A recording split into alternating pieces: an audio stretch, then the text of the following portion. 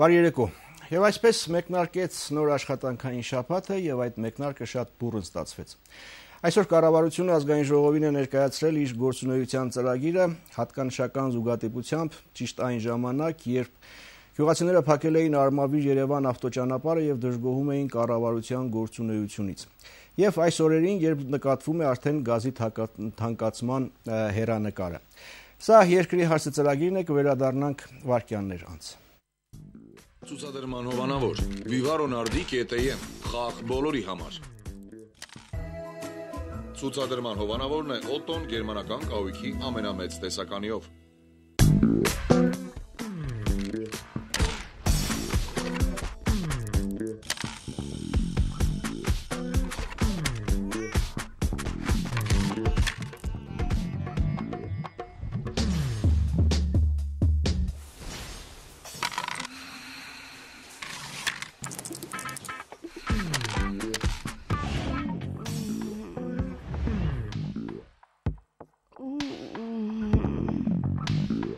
Հարմարավետ եւ որակյալ կահույք ուղիղ Գերմանիայից Otto.am պատվիրեք ձեր բնակարանի համար ամեն ինչ Otto գերմանական կատալոգներից, օգտվեք զեղչերի մեծ տեսականուց եւ ստացեք բոնուս քարտ։ Պատվերների ձևակերպման համար այցելեք Պուշկինի 51, տեղեկատու հեռախոս 53 47 62 51 80 87 Otto.am Երկրի հարցը ծրագրում ես այսօր զրուցելու եմ տնտեսագիտության դոկտոր պրոֆեսոր Այլընտրանք հետազոտական կենտրոնի ղեկավար Թաթուլ Մանասարյանի հետ բարի երեկո։ Բարի երեկո։ Այսօր կառավարությունը ներկայացրեց իր գործունեության ծրագիրը, մինչև ծրագրին անցնել ես ուզում եմ վարչապետի խոսքից, սկսենք։ Ընդհանուր գնահատական եմ ուզում, վարչապետի խոսքը, գնահատականները եւ նախընթաց ժամանակաշրջանում կատարած աշխատանքի եւ ներկա իրավիճակի գնահատման եւ հետագա անելիքների մասով համարժեք են այն իրականությանը, որ մենք ունենք։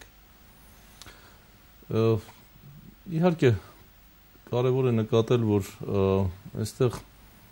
կար որոշակի առումով նաև ինքնակննադատության երանգ, այսինքն ասելով, որ մենք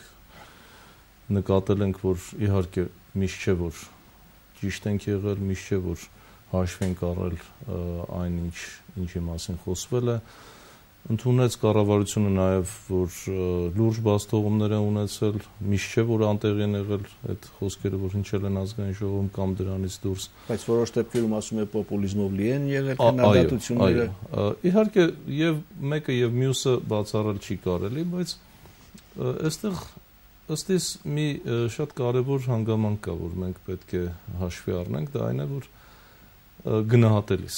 կառավարության գործունեությունը մասնավորապես նախորդ տարիներին արդյոք ամեն ինչ արվել է, այն ամենը ինչ կախված է մեզնից, այն ամենը ինչ կախված է, ես կարծում եմ, որ ոչ, այսինքն շատ կարևոր է, որ եթե մենք մեզնից կախվածն անենք, այդ դեպքում ոչ մենք տնտեսապես կարող ենք որոշակի արդյունքներ գրանցել, այլ նաև հոգեբանորեն շատ մեծ դժգոհության տեղիք չենք տա։ Սա շատ կարևորում եմ։ Եվ կարծում եմ, որ այս գիտակցությունը կա նաև կառավարությունում, չեն կարող չնկատել, որ կան քայլեր, որոնք պայմանավորված են ոչ այնքան գլոբալ ֆինանսական ճգնաժամի ազդեցությամբ, որքան մեր ներքին միգուցե, այսպես ասենք, ճգնաժամային երևույթներով, որոնց հաղթահարումը ուղղակի մեզնից է կախված։ Եկեք մի փոքր ավելի մանրամասնենք, հա։ Գիտեք, ես երբ խոսում եմ իշխող կուսակցության ներկայացուցիչների հետ, սկսում եմ կասկածել, մարդիկ իսկապես տիրապետում են իրավիճակին, թե չեն տիրապետում իրավիճակին։ Երբ որ կարդում եմ վարչապետի այսօրվա խոսքից հատված, մտածում եմ, չէ, տիրապետում են, գիտեն, որ ասում են մենք քաջատեղյակ ենք այն հիմնախնդիրներին, որոնք այսօր դեռևս առկա են եւ մտահոգում են յուրաքանչյուրից՝ գործազրկություն, արտակարգ, աղքատություն, կոռուպցիա, անհավասար մրցակցային պայմաններ։ Բայց երբ որ խոսում եմ կենթանի զրույցի ժամանակ հանրապետական կուսակցությունն ասում են, դե հա կա, ով է ասում չկա, բայց ծայրահեղ չի, բայց շատ վատ չի։ Այս սկսում եմ կասկածել իսկապես իրենք ամբողջ խորությամբ գնահատում են իրավիճակը, որպեսզի ես հույս ունենամ, որ հետագայում ճիշտ գնահատելով իրավիճակը ճիշտ քայլեր կարվել։ Հիմա գնահատել են, ասել են, որ սրանք են թիրախավորվում, հա։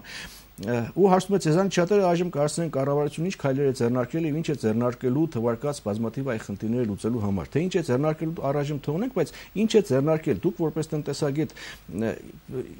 ինչ կարծիքի եք, ձեռնարկվել են գործազրկությունը, արտագաղթը, աղքատությունը, կոռուպցիան, անհավասար մրցակցային պայմանները վերացնելու կամ նվազեցնելու ուղղությամբ։ Արդյունքում ինչ ունենք։ Ես այս հարցի պատասխանը ձեր թույլտվությամբ կբաժանեմ երկու մասի եւ երկու հարթություններում կփորձեմ դիտարկել դա։ Առաջինն այն է, որ արդյոք մեզ գոհացնում է իրավիճակը, կարծում եմ միանշանակ ոչ։ Եվ հենց դրա համար ասացի, որ մեզնից կախված եթե անենք, միգուցե ավելի կմեղմվեր եւ դժգոհությունը սոցիալական եւ տնտեսական որոշակի արդյունքներ կտրվեր։ Միևնույն ժամանակ անաչառ լինելու համար, որովհետեւ մեր դերը ես չեմ տեսնում այնքան կրկնել այնինչ կա եւ այդ դժգոհությունը համատարած բնույթ է կրում, բայց նաեւ որոշ հուսադրող, եթե կան այդպիսի երևույթներ, դրանց նաեւ ուշադրություն դարձնել եւ փորձել մատնանշել այն ուղղությունները, որոնք կտանեն դեպի ոչ թե էպիզոդներ, այլ տանեն դեպի միտումներ, տենդենսներ։ Համաձայն եմ։ Ես ուզում եմ ձեր թույլտվությամբ հիմա ուզում եմ դրանց հենց անդրադառնալ։ Նախ նկատենք հետեւյալը, որ երկար խոսակցություններից հետո, այդ թվում նաև իմ կողմից շատ խիստ քննադատության է ենթարկվել այն քաղաքականությունը, որի արդյունքում ունենք աղքատության այս մակարդակը, որ գրանցված է Հայաստանի Հանրապետությունում, 1/3-ից ավելին, այո։ Տեսեք, բարձրացնել նվազագույն աշխատավարձը եւ կենսաթոշակները կարծում եմ լուրջ քաղաքական նաեւ համարձակություն է պետք։ Ինչու չէր արվում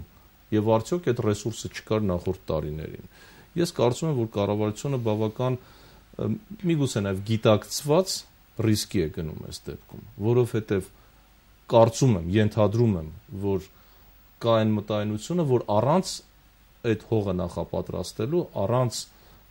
նվազագույն մակարդակը ապահովելու անհնար է այլ խնդիրների լուծման մասին խոսել եւ անհնար է ի վերջո բնակչությանը տրամադրել պոզիտիվ դրական։ Լավ, հիմա 35000-ը դարձավ 45, սա բալասան է։ Սա չէ, կրկնապատկելու մասին է խոսքը։ Հա, առաջիկա այդ կրկնապատկելու մասին եւ ես ուզում եմ ձեզ հետ միասին ապրել ու տեսնել այն ժամանակները, երբ ոչ մեկը կրկնապատկվի, այլ նաև գնողունակությամբ դա կբավարարի գոնե կենսապահովման նվազագույն զամբյուղի հասնելու համար եւ դա կդրվի հետագա հաշվարկների մեջ։ Սա առաջին։ Երկրորդը, ընդամենը երևի 2-3 շաբաթ առաջ ականատես եմ եղել մի շատ կարևոր հանդիպման, որը բարեբախտաբար առանց լրագրողների է եղել, որովհետեւ կամերաների առաջ մարդիկ մի քիչ այլ կերպ են իրենց դրսևորում, արտահանող գյուղմթերքներ արտահանողների հետ հանդիպում, որի ընթացքում ուղղակի գործնական հարցեր բարձրացվեցին եւ ես կարծում եմ, որ սա առաջի լուրջ քայլերից է, երբ շատ ենք խոսում պետություն մասնավոր հատված համագործակցության մասին, ուղղակի ականատես եմ եղել անկեղծ երկխոսության, այսինքն ոչ թե որ պետությունը վերևից պետք է նայի գործարարին կամ դժգոհություն ուղղակի լսի արձանագրի, այլ եթե սա շարունակություն ունեցավ, ես ուզում եմ հավատալ, որ սա արդյունք է տալու։ Ինչու՞, որովհետև ընկերություններ, որոնք տարիներ շարունակ գյուղմթերքների վերամշակման ոլորտում են, իսկ մեզ համար շատ կարևոր ոչ այնքան արդյունահանումը եւ դրա արտահանումը, որքան վերամշակող ճյուղերի զարգացումը։ Բազմաթիվ խնդիրներ, այսինքն հարյուրավոր խնդիրներ են։ Սա նաեւ նրանից է, որ տարիներ շարունակ կուտակվել են մեր անկախության 2 տասնամյակների ընթացքում։ Սրանք ինձ տալիս են որոշակի հիմքեր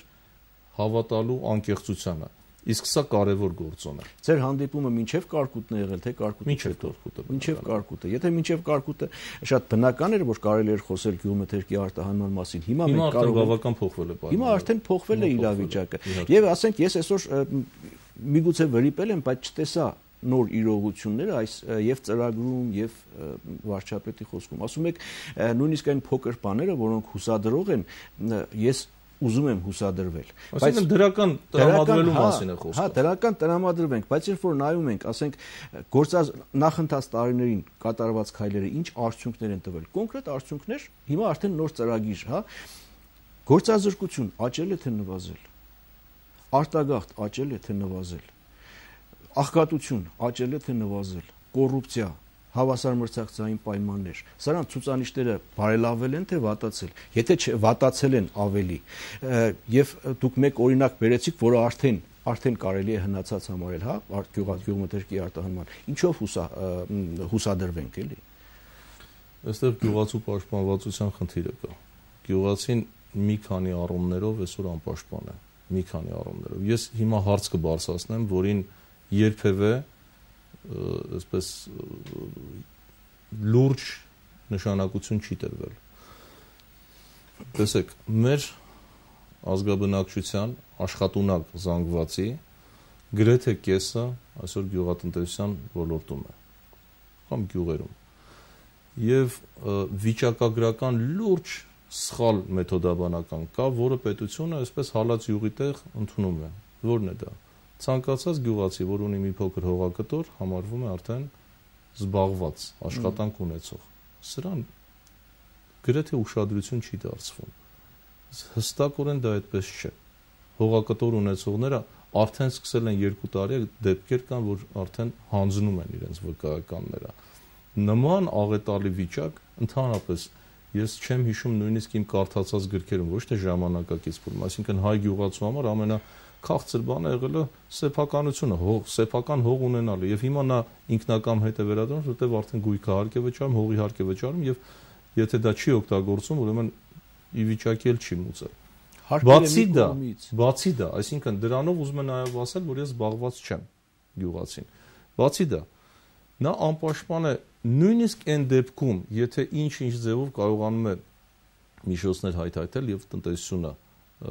կազմակերպել, գյուղմթերքը հանել շուկա եւ տարին փակել գոնե դրական ինչ-որ արդյունքով։ Տեսեք, երբ գյուղացին հասակ է առնում, հասնում է կենսաթոշակային ուրեմն տարիքի, նա դարձյալ անպաշտպան է, ինչու, որովհետեւ ոչ ֆորմալ նոր համակարգի պայմաններ մեզ նկատվում են, որովհետեւ նա գրանցված չի որևէտեղ, նա մուծումներ չի կատարում։ Եվ եթե մուծում չի կատարում, չի կարող ակնկալիքներ ունենալ պետությունից։ Սա շատ կարևոր եմ համարում եւ երրորդ խնդիրը, որ պետք է բարձրացնել եւ անպայման մեր կողմից սա գրավոր պետք է գնա կառավարությանը, կարգավիճակի հարցը ֆերմերի։ Մենք գյուղացուն հանկարծ անվանեցինք ֆերմեր կամ ֆերմերային տնտեսություն, շատ են խոսում դրա մասին։ Իրականում ոչ միտեղ դա չի գրանցված կամ ոչ միայն ֆիքսված չի, այլ նաեւ դրա սահմանումը չկա օրենսդրական եւ կարող է տարօրինակ ձեզ թվալ, բայց շատ երկրներում, Լեհաստանում, Բելոռուսում անգամ ոչ միայն հստակ ձևակերպում է տրված ով է ֆերմերը, ինչ պետք է ունենա եւ այլն, այլ նաեւ ֆերմեր լինելով ինչ ակնկալիքներ կարող են ունենալ պետությունից, կոոպերացիայից եւ այլն։ Այս առումով կարծում եմ մենք լուրջ բացթեղում ունենք, որը պետք է շտկվի։ Գյուղատնտեսության մասին քանի որ խոսեցինք, այսօր վարչապետը խոսել է։ Ասում է, մենք կանգնեցինք գյուղացու կողքին եւ հետեւողականորեն օժանդակում ենք նրան, տրամադրելով մատչելի սերմացու, վառելիք, պարարտանյութեր, ինչը ոլորտում ապահովում է աճ եւ նոր աշխատատեղեր։ Ու խորհրդատվությունը այստեղ չի ասում, ես նաեւ խորհրդատվությունը ավելացնում, որ բյուջեում գիտեք ինչքան փող է տրված, որպեսզի գյուղացուն խորհրդատվություն տան։ Ձեր կարծիքով ներողություն էսպես արտահայտվելու համար վարչապետը տեղյակ է, որ կարկուտ է եկել, որ կարկուտ այդքան գյուղ է ավիրել, գյուղատնտեսության հերն անիծել է, որ մարդիկ փողոցել են, փողոցը փակում են, ուզում են գան Երևան, ասում է աճ է արտանագրվում եւ նոր աշխատատեղեր։ Հիմա այս նոր իրողություններով գյուղատնտեսությունում մենք աճ ենք ակնկալում, թե ընդհակառակը գյուղատնտեսության արդյունքները պիտի ընդհանուր տնտեսության արդյունքների վրա բացասաբար անդրադառնան։ Ինչ նոր աշխատատեղերի եւ բաների մասին։ Որպես տնտեսագետ բացատրություն եմ։ Ես 4-րդ ասպեկտին, եթե թույլ կտաք անդրադառնամ, անպաշտպան լինելը գյուղացու նաև տարերային աղետներից է։ Այսինքն մենք հասկանում ենք, որ որևէ մեկս պաշտպանված չենք, ոչ քաղաքում, ոչ գյուղում տարերային աղետներից, բայց եթե ներդրվի նաև պետության աջակցությամբ ապահովագրական համակարգը, գյուղացուն ապահովագրելու, որովհետև շատ ընկերություններ իրենք ռիսկային են համարում գյուղատնտեսությունը եւ ինքնակամ չեն գնում գյուղացուն ապահովագրելու, բայց պետության մասնակցությունը այստեղ շատ կարեւոր է, որպեսզի երաշխիքներ տրամադրվի եւ գյուղացին մենակ չլինի։ Այս հարցերում այն ինչ որ մենք ունեցել ենք, ես կարծում եմ մեկ օրում լուծման, եթե օբյեկտիվ լինենք, մեկ օրում հրաշքներ չեն կարող տեղի ունենալ։ Ուզում եմ ենթադրել, որ այն խոսքը, որ ասվել է այսօր խորհրդարանում, ինիկատիվ ունեն համեմատած այն վիճակի հետ, որ բացարձակ բան չէր արվել։ Բացարձակապես։ Հիշում եմ, գյուղատնտեսությունը անկում ապրեց 21%-ով 2010 թվականի սեպտեմբեր ամսին աննախադեպ 21% անկում է եղել, տարին փակվեց կարծեմ 18% գյուղատնտեսության անկումով, 14-ը տնտեսության անկումն էր։ 14-ը տնտեսության անկումն էր։ Ուրեմն այստեղ շատ պարզ երևաց, որ վերջապես պետությունը պետք է ինքը մասնակցություն ունենա, հատկապես գյուղատնտեսության ոլորտում, այսինքն այն նեոլիբերալ գաղափարախոսությունը թաղվեց աշխարհով մեկ, ոչ միայն Հայաստանում։ Պարզապես մեր բարեբախտությունը նա է, որ մեզ կարծես թե հանգիստ թողեցին միջազգային կառույցները, համաշխարհային բանկ, արժույթի միջազգային հիմնադրամ, չպարտադրելով այդ մոդելները այլևս, որ պետք է ազատական տնտեսության պայմաններում պետությունը կողք կանգնի։ Սա թույլ տվեց գոնե վերջի 2 տարիներին, որպես տնտեսագետ ես կարող եմ արձանագրել որոշ քայլեր, որոնք այդ երկչոտությունը չէին պարունակում իրենց մեջ։ Օրինակ նախկինում չէր կարող լինել որևէ ծրագրի համաֆինանսավորում պետության կողմից։ Դա խիստ հակասում էր, եւ եթե նման դեպք գրանցվեր, ոչ մենք վարկեր կարող ենք ակնկալել, ոչ աջակցություն դրսից։ Այս դեպքում արդեն միջազգային կառույցները թողել են կառավարություններին, որ իրենք իրենց գլխի ճարը տեսնեն։ Իսկ ապահովագրության հարցը այդպես անլուծելի մի բան է։ Կարծում եմ, որ ոչ։ Մենք իհարկե միանգամից չենք կարող գնալ կարկուտից ապահովագրում եւ այլն, բայց կան ավելի պարզ տեսակներ, պարզ ձևեր, թե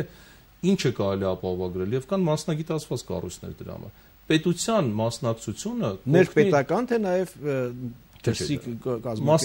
մասնավոր ապահովագրական ընկերություններ։ Դեպս ասում են ռիսկը մեծ է, ոչ ոք չի գնում, ասենք ապային բոլորը գնում են, որովհետեւ ռիսկը մեծ չի, սրանք չեն գնում։ Սրա համար վստահություն ձևավորելու համար պետության կողմից մասնակցություն է պետք։ Ավելին ձեզ ասեմ, ոչ միայն ապահովագրական համակարգի, այլ նաև խառը ներդրումային հիմնադրամներ, որոնք նաև գյուղատնտեսությունում գործ կունենան։ Ինչու խառը պետական մասնակցություն, որովհետև վստահություն չկա։ Որևէ մեկի մոտ վստահություն այլևս չկա ներդրումներ անելու մեջ։ Ասում եմ, ես դու գումարը դնեմ ումից ուզեմ։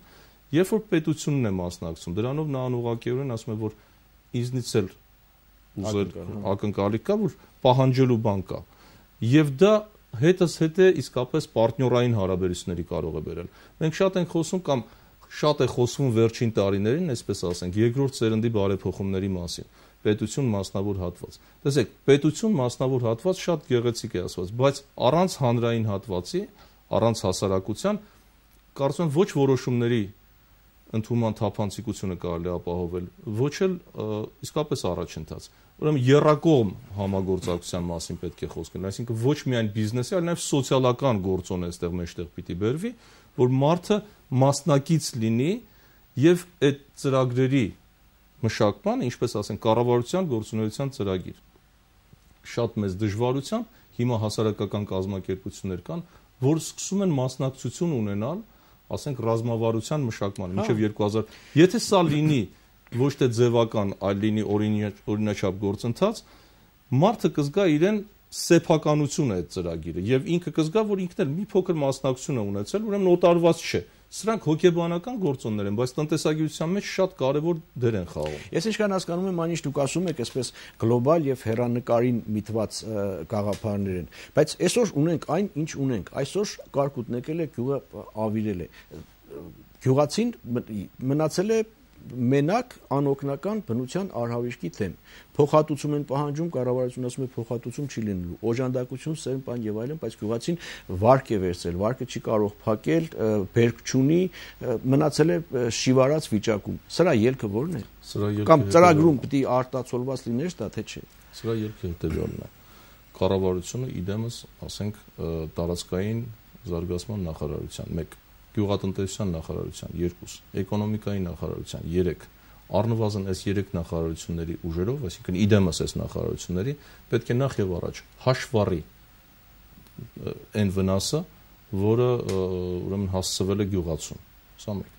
Պարտադիր չի, որ եւ միշտ չէ որ պետությունը դա փոխհատուցում է, այսինքն շատ քիչ դեպքեր կարող եք տեսնել, որ պետությունը գալիս եւ ասում է կարկուտից այսքան է ուժը, գրեթե այդպիսի դեպքեր չկան։ Դա կամ ապահովագրական ընկերությունն է անում, կամ մասնակի ինչ որ կարող է լինել փոխհատուցում։ Բայց առավել կարևորում եմ այն ինչի մասին ասվեց այսօր, աջակցություն։ Աջակցությունը շատ էական է, բայց adekvat աջակցություն։ Այսինքն համարժեք այս դեպքում սա կփոխհատուցի այն մասը, որ ակնկալում է գյուղացին որպես վնասի փոխհատուցում, հա, այսպես ասենք։ Տեսեք, այստեղ ինչն է կարևոր։ Կարևորը որ գյուղացիական տնտեսությունները վարկավորման դեպքում նույնպես իհարկե կան այսօր կառույցներ եւ բարեբախտաբար բանկային համակարգը մենաշնորհ չունի այլևս գյուղացուն վարկավորելու համար, կան ոչ բանկային վարկային կառույցներ, որոնցից առավել մրցունակների հետ առիթ ունեցել եմ զրույցներ ունենալու եւ տեսնելու, որ կան նաեւ խորհրդատվություն մատուցող ենթակառույցներ, որոնք գյուղացուն ասում են, որ մի վերցրու վարկը պարտքերդ փակելու համար, որտեվ կարող է կրկնակի երակի վատացնես, այդպիսի վիճակներ են լինում։ Գյուղացուն ճիշտ ուղղություն տալը նույնպես օգնություն է, նույնպես աջակցություն է։ Մենք սրա մասին չմոռանանք։ Տեղեկատվություն տալն է շատ կարևոր բերքի համար։ Մի փոքրիկ օրինակ ձեզ բերեմ, որ վերջին տարիներին կարտոֆիլի բերքի հետ կապված շատ ենք խոսել դրա մասին, բայց երբեմն կտրուկ անկում է ապրում, հենց անցյալ տարի այս ամսին, մայիս ամսին նախորդ տարվա բերքը չէր սպառվել եւ ուղղակի դեն նետվեց մի հսկայական քանակություն։ Դրա առաջվա տարին կտրուկ բարձրացավ 300-350 դրամ։ Այս տատանումները եւ այս ցնցումները, որ եւ գյուղացուն են վնաս, որտեվ ինքը երբ որ ներդրում է կատարում սերմնացուի, պարարտանյութի ոռոգման ջրի մեջ, այս փոխհատուցումը զրոյի է հավասարում եւ վնասներ է կրում։ Հակառակ դեպքում գերշահույթ կարող է ստանալ միայն նրանից, որ դեֆիցիտ է ստեղծվել, բայց այս դեպքում արդեն քաղաքացու կոպիտ ասած գրպանի հաշվին, եթե խմբի իշխանների միջնորդների միջոցով դա չի վերավաճառ։ Այսինքն այս տեղեկատվությունն է միայն։ Գյուղատնտեսությունից ընդհանուր տնտեսությանը անցնենք, հա, ասում է անցած տարիներին մենք ջանքեր գործադրեցինք հաղթահարելու տնտեսական համակարգի խոցելիությունը, այն է ցածր դիվերսիֆիկացիայի մակարդակը։ Եվ այսօր ունենք ավելի բարենպաստ հիմքեր շարունակական տնտեսական աճ ապրելու համար։ Իսկապես ունենք մենք այդ հիմքերը, կարծում եք։ Այսինքն մեր տնտեսությունը նախընթաց տարիներին դիվերսիֆիկացվել է, բավարար չափով ավելի լավ հիմքեր ունենալու համար։ Կարծում եմ, որ շատ լավ խմբագրի ձեռքով է անցել տեքստը։ Հիմքեր կան շարունակելու, այսինքն հիմքեր, ուզում եմ ասել, որ նախկինի նման կախվածությունը մի ճյուղի չի, բայց բնականաբար այն դիվերսիֆիկացված համախառն ներքին արդյունքը չէ, որ մենք ձեզ հետ միասին ակնկալում ենք, այսինքն տեսեք, կախվածությունը այսօր մեկ ճյուղից բավական մեծ է հանքարդյունաբերությունից, հատկապես արտահանման մեջ, երբ կեսից ավելին համախառն ներքին արդյունքի արտահանման բաժին է ընկնում մեկ ճյուղի, կապ չունի, դա կարող է լինել հանքարդյունաբերություն, իդեպ ես ասեմ ժամանակ մի քանի տարի առաջ դա ոսկերչությունն էր։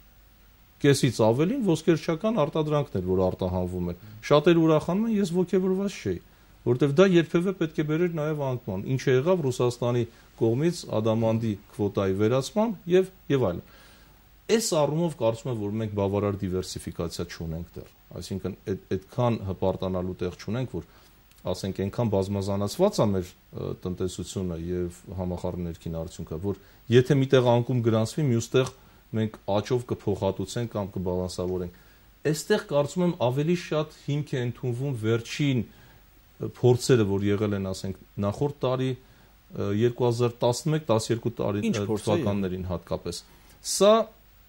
առավել մրցունակներին աջակցելու ծրագրերն էր, որ շատ չեն դեպքերը, բայց որոշ դեպքեր այդպիսի եղան, երբ համաֆինանսավորմամբ կառավարության այդպիսի ծրագրեր սկսեցին ֆինանսավորել, իսկ մասնավոր հատվածը ժամանակի ընթացքում աստիճանաբար հետ վերադարձնելով պետության մասնաբաժինը ամուր կանգնում է ոտքի վրա։ Քիչ են, բայց այստեղ ես ձեր հետ միասին կուզենամ տեսնել շարունակություն սրա, այսինքն ավելի համարձակ դա դառնա եւ քաղաքականության վերածվի, ոչ թե առանձին քայլեր, հա, ընտրովի, այս ծրագիրը չէ մյուսը։ Եթե այս աջակցությունը լինի, հատկապես այն ոլորտներում, որտեղ արտահանման լուրջ կարողություն կա, ես կարծում եմ, որ իսկապես կարելի է մոտակա ամիսներին կամ հաջորդող տարիներին սպասել այդ նույն դիվերսիֆիկացիան տարբեր ջուրը ընդ որում ոչ միայն միջին եւ խոշոր բիզնեսի մեջ։ Մենք երբ որ ասում ենք փոքր բիզնես, անմիջապես դա ասոցիացվում է առևտրի հետ։ Ոչ։ Շատ գիտատար ճյուղեր կան, որոնք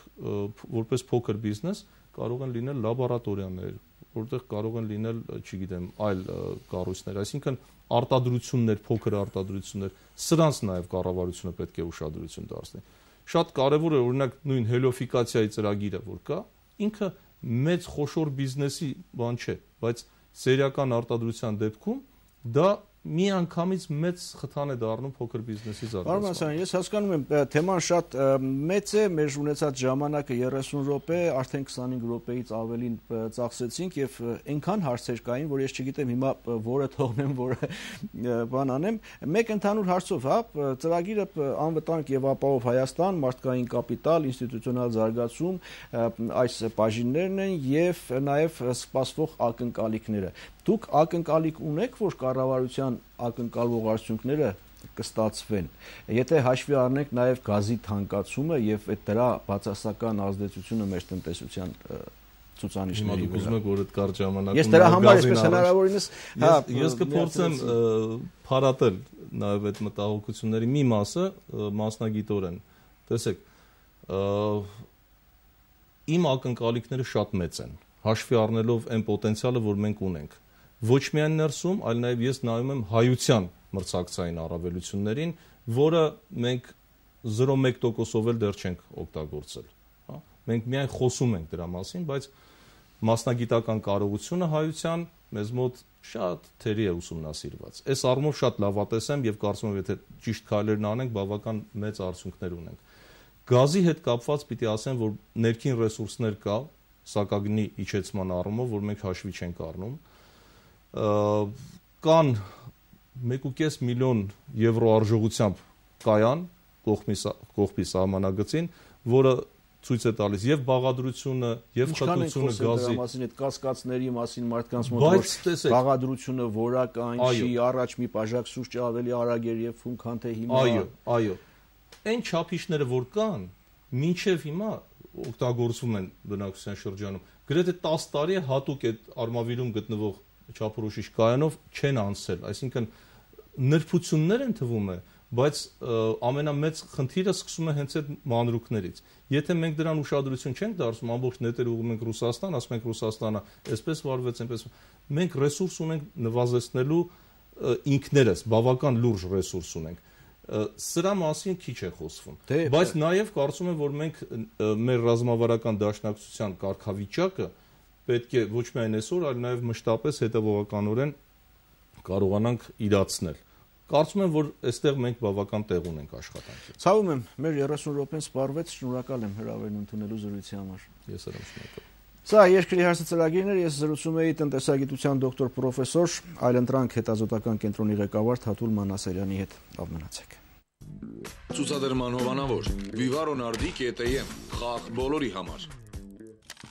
Ցուցադրման հովանավորն է Օտոն իր catalogs.am կայքով։ Catalogs.am լավագույն գերմանական կատալոգները մեկ կայքում, որակյալ ինքնատիպ եւ մատչելի հագուստ։ Otto, Vans, Emile Lay, Madeline, Peter Han, այժմ այև նորույթ H&M բրենդի հագուստ բոլորի համար։ Գործում են մշտական զեղչեր, պատվերների ձևակերպման համար այցելեք Պուշկինի 51, ստացեք 10% բոնուս քարտ եւ կուտակեք միավորներ։ Տեղեկատու հեռախոսներ 53 47 62 եւ 51 80 87։